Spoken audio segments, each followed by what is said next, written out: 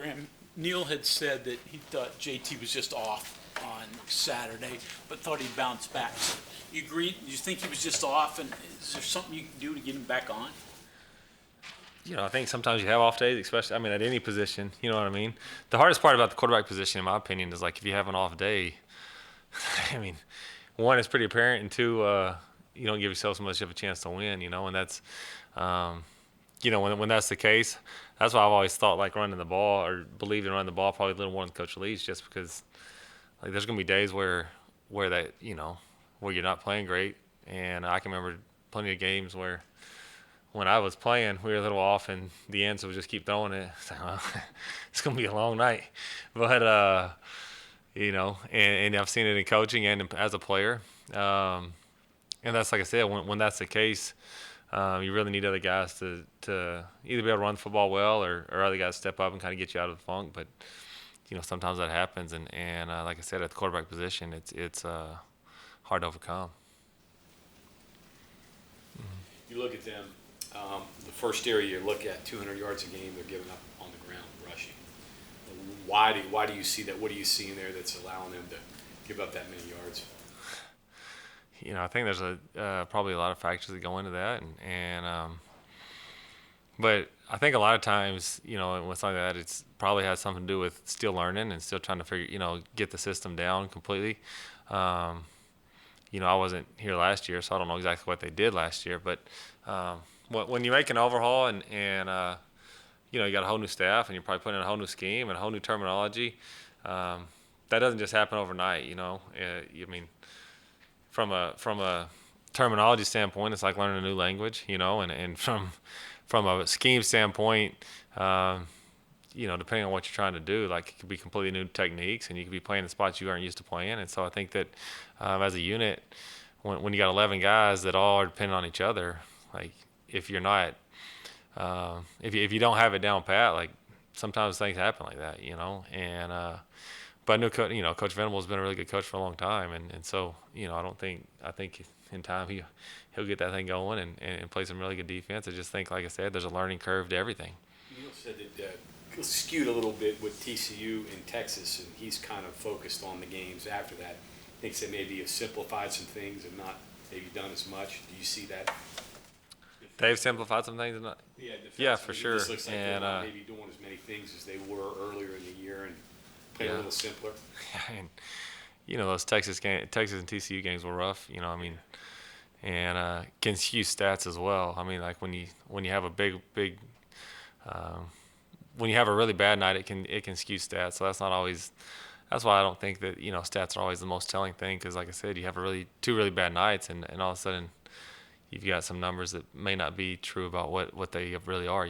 And so that's for sure. And so they have changed a little bit. They look a little different since those games. I don't know if that's the great thing. You never know exactly what you're going to see, but be prepared for whatever you're going to see and give your guys a chance to go execute. You said he didn't like the tempo of the offense on Saturday.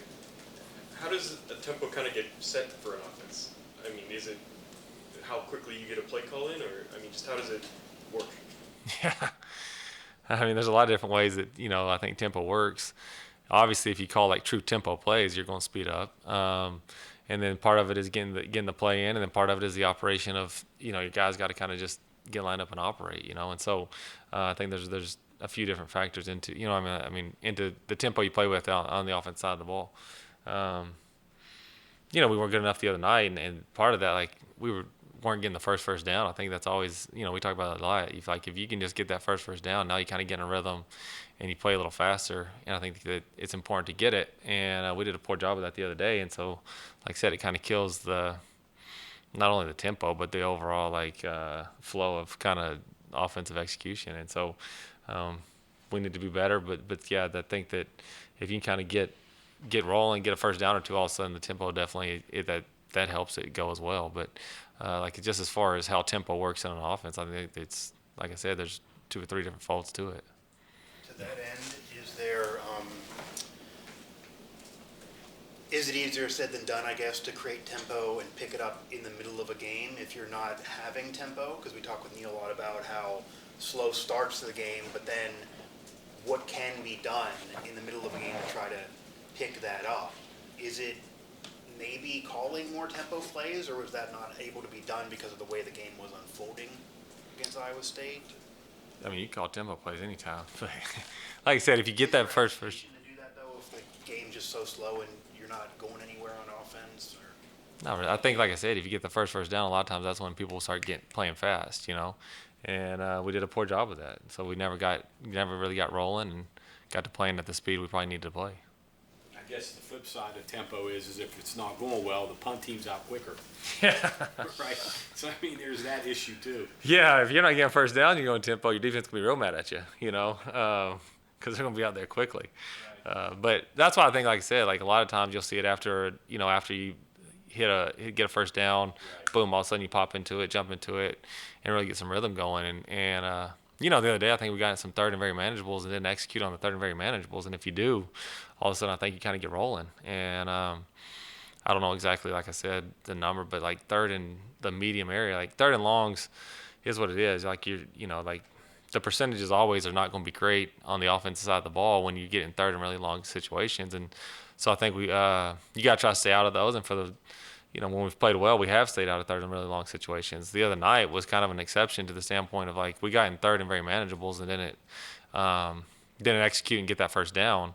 When in the past we had throughout the season, most time in those third and medium to shorter ones, we were getting that first down. And like I said, if you execute on that, like I said, to me that's the big one. Third and 1. Third and 2 most of the time, the offense probably has the advantage. It's kind of the 3 to 6 to 7 where it could go either way. And if you're getting those at a high rate, then you're really going to start rolling. And I thought, a lot of the night we spent a lot of our third downs we spent kind of in that third and 3 to 7 range, and did a poor job converting those. Where if you do, like I said, I think you can kind of get some momentum and get the thing rolling. You said you maybe get lulled into going slower because Iowa State goes so slow. Can the opposite happen where Oklahoma goes so fast that, kind of subconsciously you find yourselves trying to go faster? Yeah, I mean, I guess. I mean, the flow of the game can happen. I think that Iowa State definitely, that's their style of football is to play slow and control the clock and try to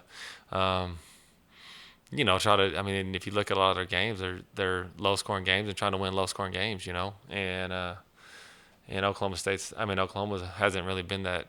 I mean, on offense, they're trying to go as fast as they can and score. And like I said, if you can get them 3 and out, they're off the field in a hurry, and you can get the ball back real fast. But yeah, I think that the natural flow of the game, that definitely happens. But again, the other night, like I said, if we could have got rolling, just boom, we hit a first down, I think you'd see a faster pace. We just did a poor job, like I said, kind of getting that first one and executing early in the drives. What will the return of Tony do? Just speaking on the return of Tony, because obviously he wasn't their last game, struggling third down. Justin played well. No question. I thought Justin probably played. I mean, if you're just judging individual performances, he probably played better than anyone, And he didn't have a ton of competition in that category, but he probably played the best of any of them. And but having Tony back would definitely help. I think that Tony's a guy that has quite a bit of experience. He's been here for a little bit longer, and Tony loves football and enjoys bouncing around, and like I said, it brings good energy. So having him will help from that standpoint, and kind of allow you to keep your backs a little more fresh than if you just got one. Now, the other night, like we said, we weren't playing enough plays to really gas them out anyway. But when you're going to the game with at that position, like you're gonna get tired every now and then running football, and so to be able to have two guys that you feel really good about that have played well all season and have some experience will definitely help in everything, not just the run game. I was going to say the run game, but Tony does a good job, and JJ did a good job the other night too, but has always done a good job. Like they both do a good job in pass protection, both run the ball well, know what they're supposed to do, and help the offense go. So having, if we can get that room a little healthy, that obviously helps. This defense hunts big plays and is very, very aggressive. how do you, what's your mindset? How do you go into that? How do you get you guys prepared for facing that? I think that they do a lot of stuff. You know what I mean? I mean, like, if you watch, I mean, they can be. I mean, they can give you a million different fronts. It feels like a million different coverages. They like I said, they have a whole lot of calls, and I think a lot of that's kind of to create chaos and try to create the negative yardage plays. And I think when we play well, we do a good job avoiding negative yardage plays, and I think that's going to be really important. And kind of like I said earlier, like in third down situations, if you take a couple negative yardage plays and you get in third and really long situations, I mean, you're obviously going to try to get it, but the percentages aren't great for you.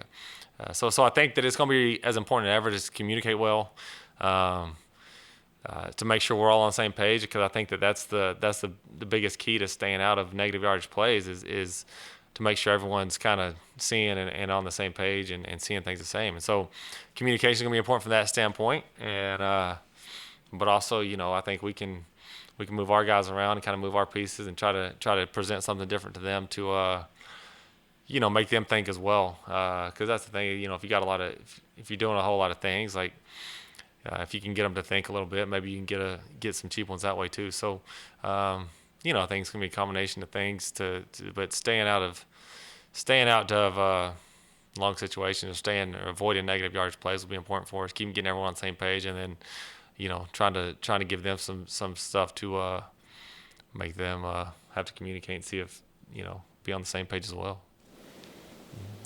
Graham, I don't know how many details you remember from your playing career against Oklahoma, but Too many. the 07 game, What's that? the 07 game, Oh yeah. 72 passes. Is that what it was? Yeah. I think that was the game. Because Coach Leach, I don't know what I haven't been with him for the last few years, but he used to tell me he's not going to call a run if we're going to run the ball. It's going to be because the quarterback checks it. And about second drive of the game, I remember coming off the sideline. He said, "Hey, we're not going to block these guys, so stop checking the run." I'm like, well, we're going to throw it then. But yeah, I remember. Yeah, the 07 game was a fun game, and then the 08 game wasn't a real fun game, But I think the 07 game, that's when we threw a pick on the first drive, and me and Danny almost fought on the sideline after that, and then we got it together. But yeah, 07, that was a fun game, and went out there, threw it a ton, and found a way to win. We knocked Sam out, which probably helped our cause. Not that it's ever good to knock someone out, but it helped us that night. And that was a fun game. That was a crazy night in Lubbock. Probably kept them out of the national championship that year. And then the next year they beat us with 2 games left, where if we could have found a way to win them, we'd probably get to play in the national championship. So it kind of went back and forth. We each paid each other back, I guess. But yeah, I remember, like I said, playing them a lot in 06. We went there, played really tight, gave up a cheap one at the end of the half, which kind of swung the momentum in their way, but played well.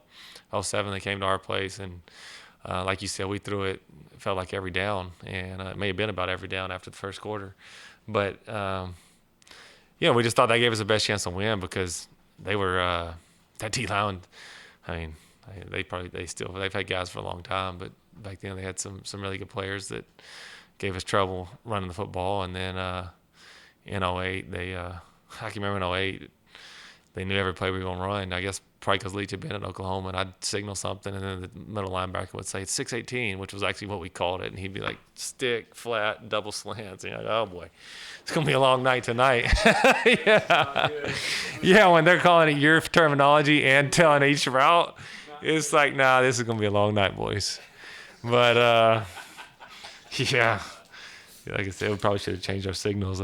Leach kept the same signals from Oklahoma to Texas Tech to everywhere, and they're calling the play. That was a long one. But, yeah, I remember, like I said, I remember playing them a ton. Played up there twice in my starting career. Played it in Lubbock against them once. And always a fun team to play, especially in the Big 12 back then. It was always, OU was always kind of the team to beat at the time, or them or Texas. They and it's a traditionally great program, and so to play them was always a lot of fun, and hasn't at least at OU there hasn't been a lot changed. They still are a really good program, and a team that at least in my mind, is a fun team to play. Like I say, growing up kind of in Big 12 territory and playing in the Big 12, OU is always a game that you look forward to playing and want to go play well against those guys.